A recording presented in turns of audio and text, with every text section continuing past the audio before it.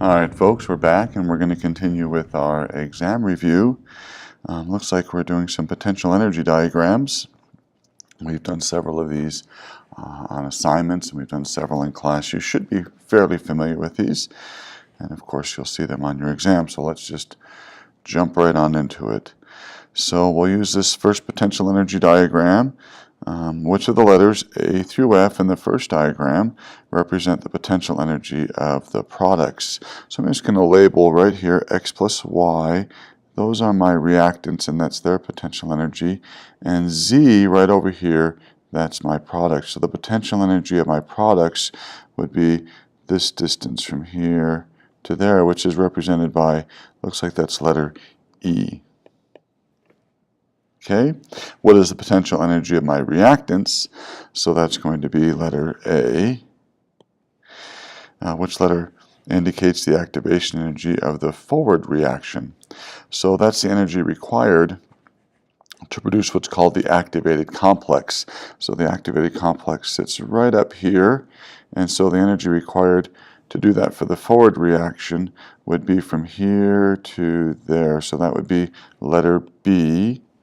Which letter indicates the activation energy for the reverse or backwards reaction?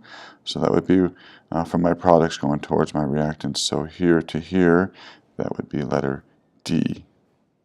Which letter indicates the delta H of the reaction? And so that would be where we start from to where we end. So it looks like that's that distance right there, letter F. And is the delta H for the forward reaction positive or negative? Looks like we obviously have to gain energy or add energy, so that's a positive sign. And if it's positive, we call that endothermic. And the reverse reaction, we'd be losing energy, of course, and the reverse reaction would be exothermic. Okay? Hopefully you feel pretty comfortable with those answers. Now to the right, we have another diagram that's blank, and we want to complete an energy diagram for an exothermic reaction where the reactants have 250 kilojoules of potential energy stored in their bonds. There's 100 kilojoules worth of activation energy, and the products have 50 kilojoules of energy stored in their bonds. Scale and label the y-axis for kilojoules of potential energy, and then we can calculate delta H, and we can show the effect of the activation energy when a catalyst is added. So let's see. The reactants have a potential energy of 250 kilojoules.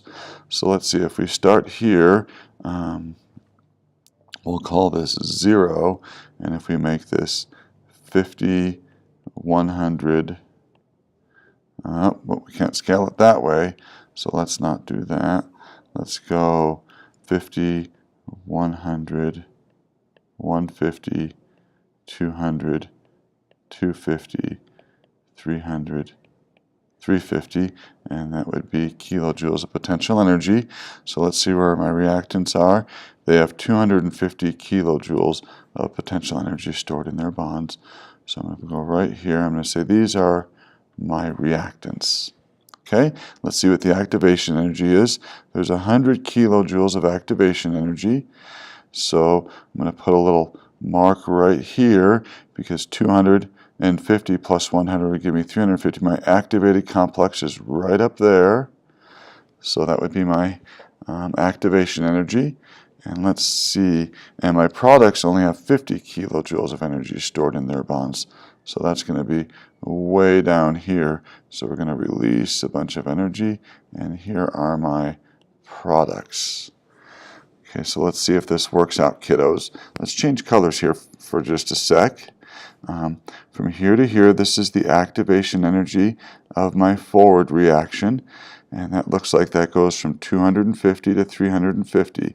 So that is 100 kilojoules of activation energy. Let's see what the delta H of my reaction is. That's this distance from here to here. So I start at 250 and I drop down to 50. So it seems like the delta H is a negative 200 kilojoules. I lose 200 kilojoules worth of energy. So I think we can fill in this blank here. Delta H would be a negative 200 kilojoules. And what effect would what effect to the activation energy would adding a catalyst have on this system? So let's change color one more time. Let's make this a blue color this time. So if I added a catalyst, I provide an alternate pathway, and I would lower the activation energy. So this would be the activation energy with a catalyst. So you notice that the energy of my reactants and products don't change. The delta H doesn't change. Just the energy to form the activated complex would change. It would be lower. And so the reaction would proceed at a faster rate. Okay, kiddos, feel good about that? Alrighty. Let's go on with thermodynamics. Let's talk about entropy change. If you guys remember, entropy is the degree of disorder in a system. And the least disorder would be the solid phase, then the liquid phase, and the most disorder is the gaseous phase. And of course, if we have something dissolved in water, that would be more disordered than something in its solid phase before it's dissolved in water. Its crystalline phase, we could say. Okay, so let's take a look at letter A to see if we can figure out the entropy change for these examples. We have iron 2 sulfide solid, and that's turning into iron ions and sulfide ions dissolved in water, so we would have a positive entropy change for that reaction. Letter B looks like we start with one gas and a liquid, and we're forming one substance dissolved in water. Boy, we're going from a gas to something dissolved in water, and that would be a reduction in the entropy. That would mean it becoming less disordered or more ordered. So just a couple of quick examples there on entropy. You can review more from your notes. All right. This next section deals with the Gibbs free energy equation. I'm going to write that at the top of your paper. Delta G of a reaction equals delta H of a reaction minus T delta S of the reaction. Remember, your temperature needs to be in Kelvin. So let's find out if each of these reactions that I'm giving you below are spontaneous by using the Gibbs free energy equation. Letter A, we have a delta H that's positive and a delta S that's positive, so we do need to use the equation to help us with that. We have a temperature of 145 Celsius. In Kelvin, kiddos, that's 418 Kelvin. So I'm just going to put that in parentheses here, 418 Kelvin. So let's plug and chug here.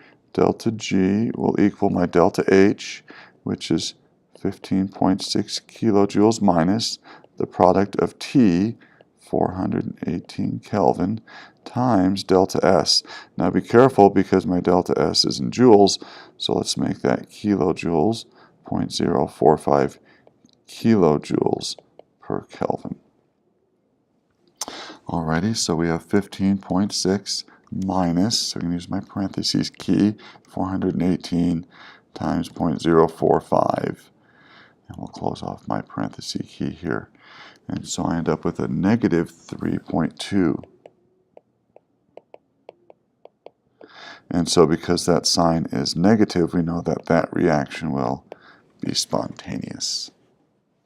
Let's do the next one. We have another positive delta H and positive delta S, so the signs are the same. We need to use the Gibbs free energy equation to calculate that. Let's see what our temperature is going to be in Kelvin. So we have negative 175 Celsius. If we add 273 to that, we get 98 Kelvin.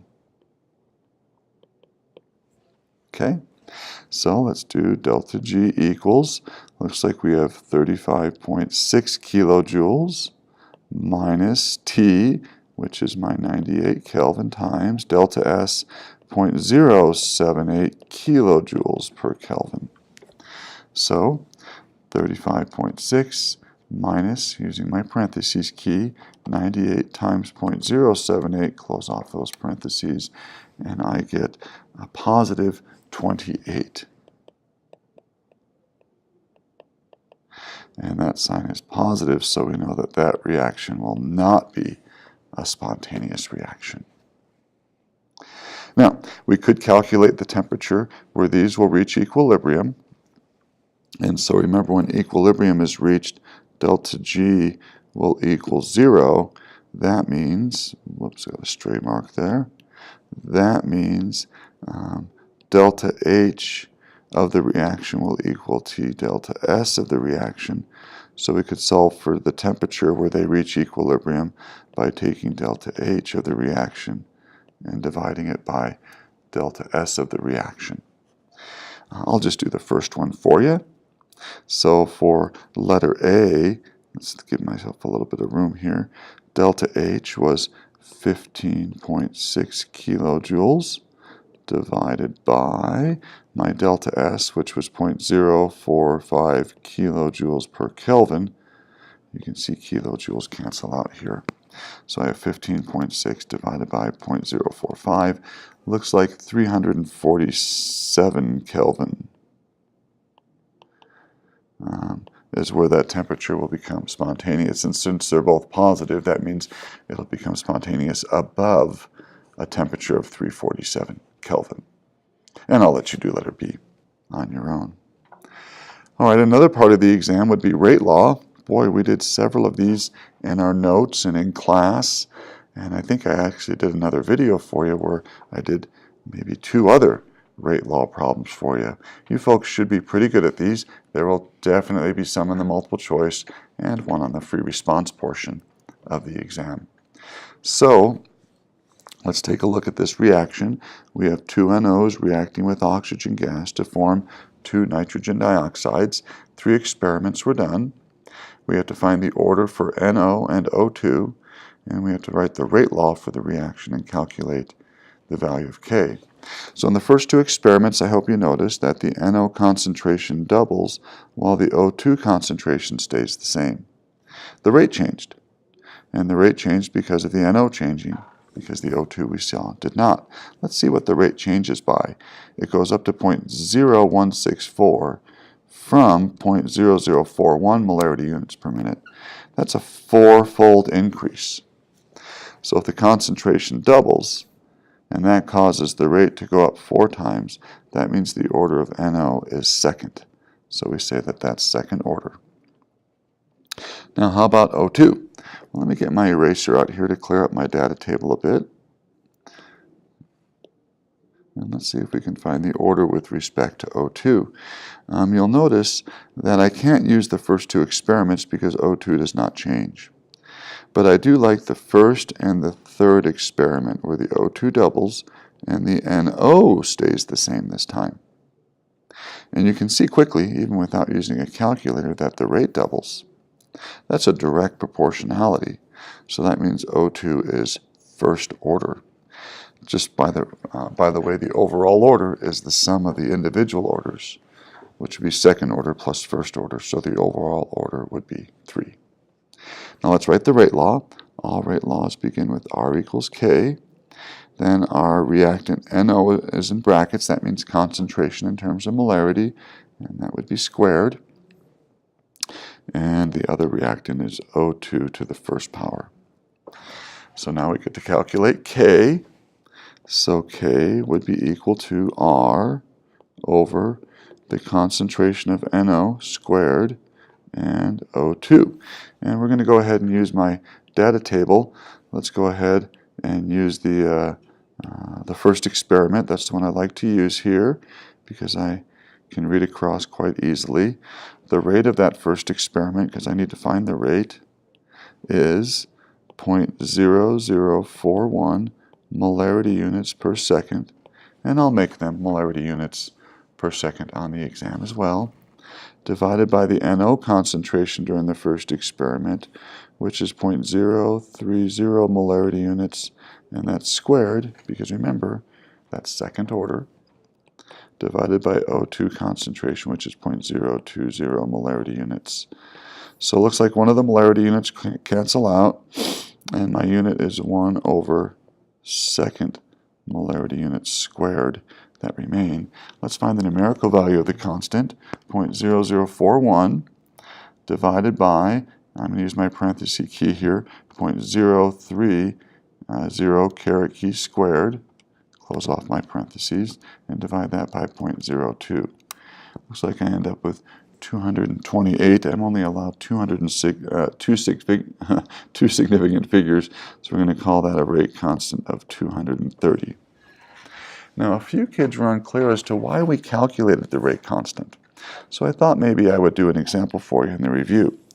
Let's say that I conducted a fourth experiment. Actually, I didn't want to conduct it. I wanted to know what the rate would be if the concentration of NO were 0.500 moles per liter and O2 were 0.250 moles per liter. Well, using my rate law and knowing my rate constant, I should be able to calculate that. So R equals K.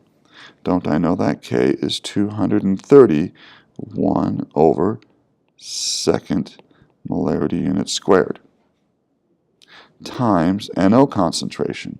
Well, I wanted to make that 0.500 molarity units squared times my O2 concentration, which was 0.250 molarity units.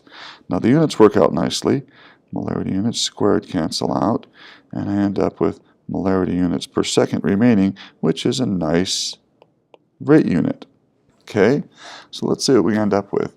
230 times 0.5 caret key squared. I'm using my parentheses key here, kiddos. So I square that because I remember the NO was a second order reactant times 0.250. It looks like I get 14 molarity units per second if I did my math right. So by finding the rate constant, you can find the rate at any concentration of your reactants without performing the experiment. Okay.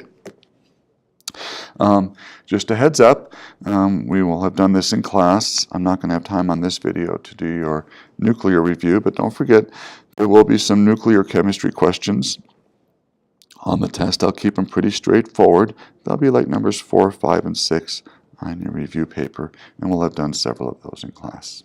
Okay? Study hard, folks. We'll see you soon. Bye-bye.